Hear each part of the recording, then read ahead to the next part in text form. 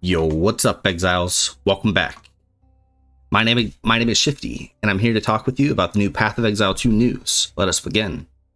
Today, Grinding Your Games dropped two new teasers for the 0.3 expansion. And one of them is a big mystery. Today, we're going to try to get to the bottom of that mystery and try to uncover what the Third Edict is. Let us begin by watching the first teaser, shall we? This weapon is our only chance to save humanity. We must invoke the Third Edict.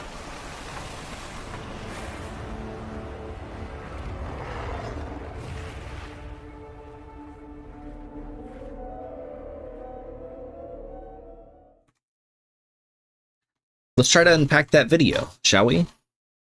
It seems pretty clear to me that we are getting more acts, at least Act 4, maybe Act 5 as well. Let me tell you why.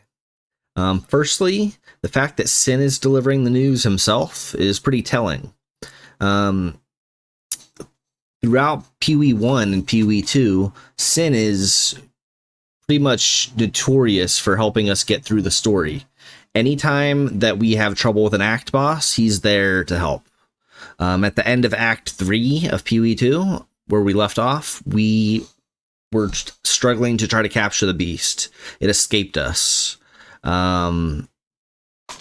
Anyways, Sin was saying this weapon is our only chance to save humanity. He's talking about from the beast.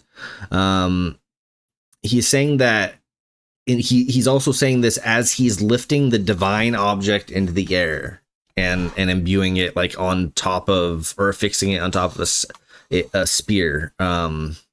So the divine object is what we will use to kill the beast. Then he says we must invoke the Third Edict.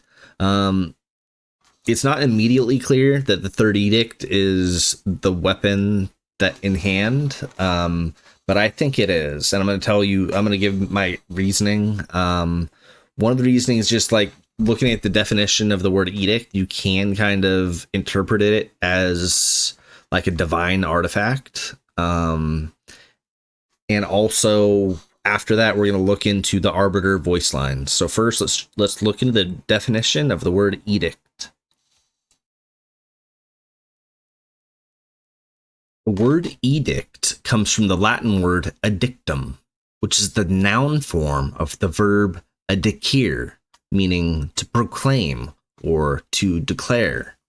An edict is typically defined as a formal command or decree in a physical form, from royalty or God, typically. So, in other words, the noun form of a command from God. If you were to take the command or will of a god and embody it into a physical object, you'd probably be able to call that a divine object. Thus, an edict can be thought of as a divine object. If Sin or any other god in Raid class were to imbue their power into this object, these two things would line up nicely. So, if an edict were a divine object, then it would be natural to assume that the object in hand were the edict. It'd also be natural to also then assume that it's a weapon. So, I think that's a good segue for us to look into the voice lines of the Arbiter, because he also mentions an edict. During the fight with the Arbiter, PoE2's current pinnacle endgame boss, he says the following lines: "You are too late. The Fourth Edict already burns for your world." He has another line that says, "The Fourth Edict beckons," as well as another one that's saying, "The Fourth Edict awaits." You're noticing a trend here. We're hearing the Arbiter speak of an edict, but not the Third Edict, a fourth one. So that tells us two things. The edict in his case is also a weapon, and also that there's more than one edict. This kind of gave rise to my whole YouTube video, my whole theory for this whole thing. So to tie it all together and to explain my theory, I'm going to do like a paint art representation of what I think PoE progression is going to be like. from a lore standpoint, with Edicts being a pivotal central point for us to progress through the game. This is just conjecture, of course, but it's just my theory, and I wanted to share it since nobody knows and it's a big mystery. Okay, here's my paint representation of what I think the progression will be like. I think so. Acts 1 to 3, we had no edict, and the beast made us his bitch. But Act 4, to get to Act 4, I think we're gonna need the edict to get there, and same with Act 5 or something like that. So I think the edict is we'll be using it from Acts 4 to 6 to kill the beast, and in Act 6 we'll finally succeed. And I think as we enter maps, they'll have like another edict, like Sin will be like, okay, here, go get the 4th edict now and go kill the Arbiter. I think maybe, I don't know, it kind of just like adds up to me, just kind of would work from a lore standpoint, and it'd be like a nice little thematic thing that they could do throughout the game. And then also like any future bosses they add, like they can just add another edict. They numbered these. They can add an infinite number of edicts. I mean, you know, they can be like, we added another pinnacle boss. Here's edict number 432. You know, go collect it the same way you've collected all the other edicts or something. You know, maybe. Who knows what they have in store for us. But that's my theory, is that edict's just gonna be the core theme for us to, or the core like tool for us to use to progress when there's new content. But I could totally be wrong here. Who knows? Yeah, I just want to share that theory. The next and last thing, I just want to like go over the second teaser that they dropped. I think it's pretty obvious as to what it means, but I just want to cover it in this video as it is somewhat relevant. Oh, and also, pause. And also this, just as a brief side note, I did not solve this, but a lot of people on Reddit have come to a consensus, have come to an agreement that this clue, this riddle, is alluding to Trial of the Ancestors, Tota, coming back. And we know from lore that Tota would be coming with Act 4, so this further reinforces that Act 4 is coming, along with the need for a third edict, which, you know, is, yeah, blah, blah, blah. Yeah, anyways, before we do that, let us very quickly check out the second teaser, and then we'll speculate on what that means, and we'll conclude the video.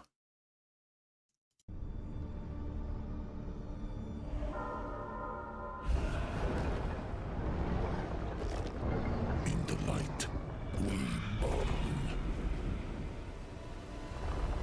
In the dark, we thrive.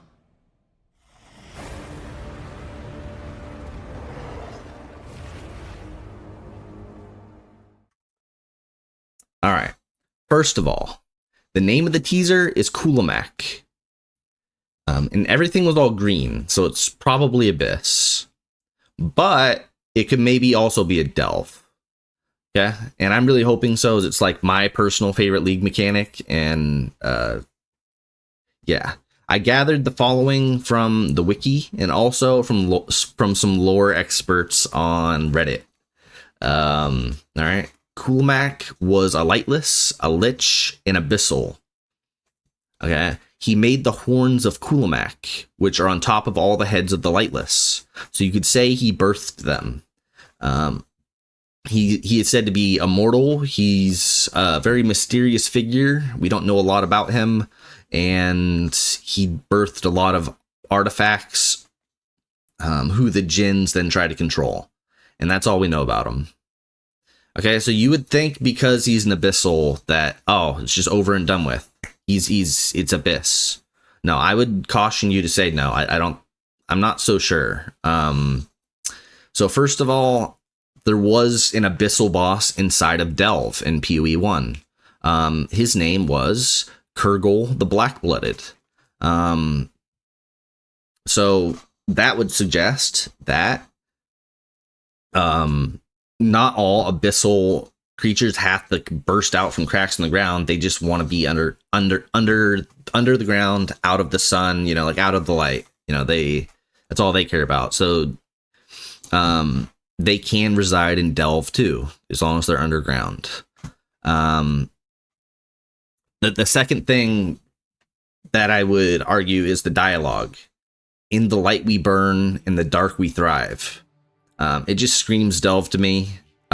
It's a whole entire League mechanic about light and darkness. Yeah. And then also, like, the animation, like, they're stepping through a stone doorway that opens up, like it's a stone door that opens up, like Delve, like when you're going into Delve.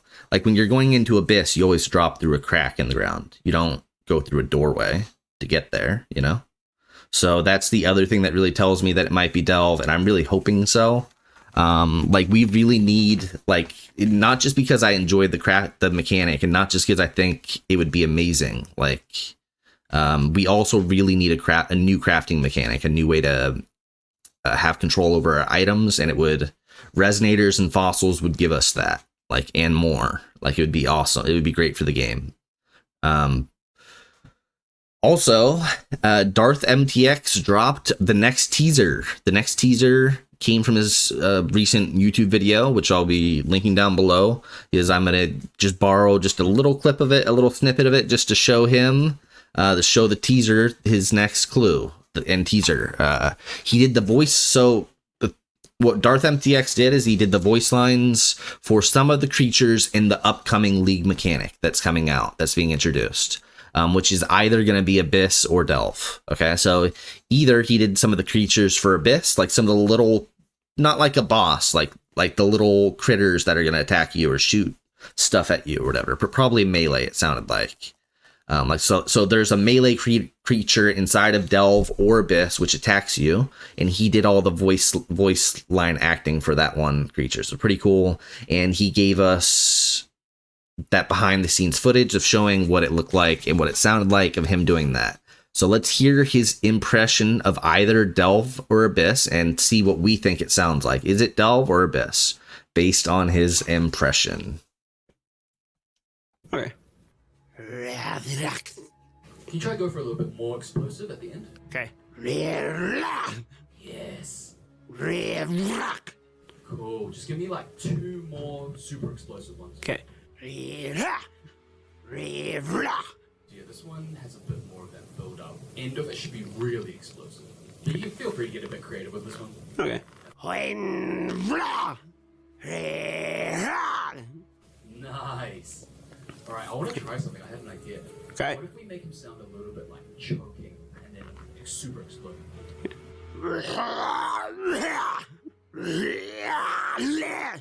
Dude, these sound so cool. Can we get the attack sounds in that kind of style? Yeah. Sick. And now we'll do the symbol swaps.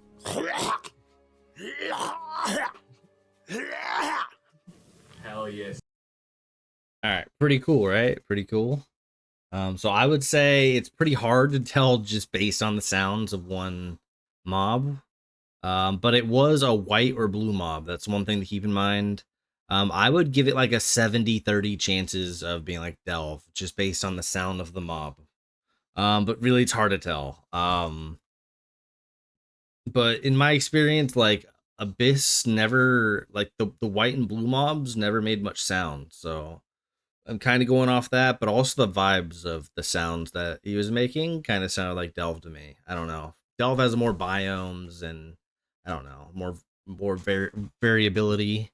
But if they add Delve to PoE 2, it's going to add a ton of QL improvements, and I have faith it's going to be like way better than in the glory days. Like it's going to be like 10 times better than it ever was.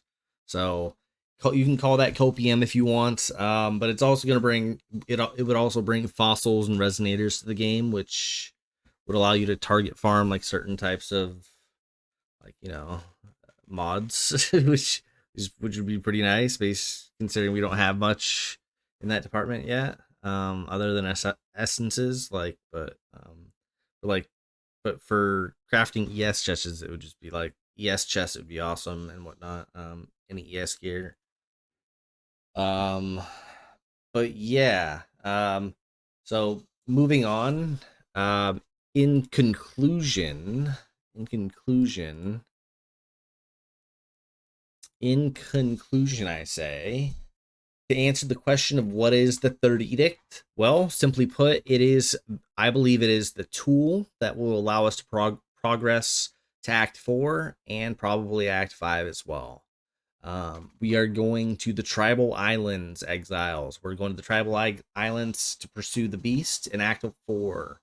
And I believe we're going to need the Third Edict to get there, or to take down the Beast. To answer the question of whether we're getting Delve or Abyss to accompany the new acts, my money is on Delve.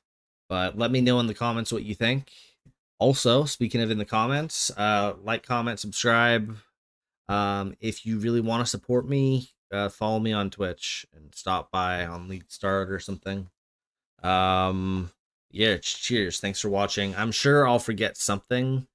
Be sure to look down in the comments. I'll pin a comment if, like, I forget to mention something important. But yeah, really, thanks for watching. And this League Start is already coming out to be pretty hype. These teasers are pretty awesome. I love how cryptic they're being. I love the mystery. I love the suspense. It's fucking awesome. I love being a part of it, and I hope you guys don't mind that I'm being speculative and sharing my theories. Because at the end of the day, these are theories, and this video probably will not age well. Like, in 1 week's time, like half of it will probably be wrong. So, you know, keep that in mind. That is my disclaimer.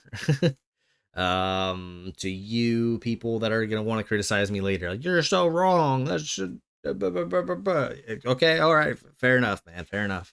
I was just trying to share my theories with you guys. A lot of people are like, what does it all mean? You know, and some people haven't even heard the news, so this is a good place to go if you haven't heard any of the news and you wanted to get caught up and hear maybe one veteran player's theories and whatnot. I have like 13,000 hours in PoE1, so yeah. Anyways, thank you for watching so much. Cheers, Exiles. Cheers. I'll catch you on the next one. I will be coming out with a build guide for the PoE2 League. So as soon as we get the patch notes, I'm absolutely designing a build and making a build guide around it. So I'll see you soon. All right. Till next time.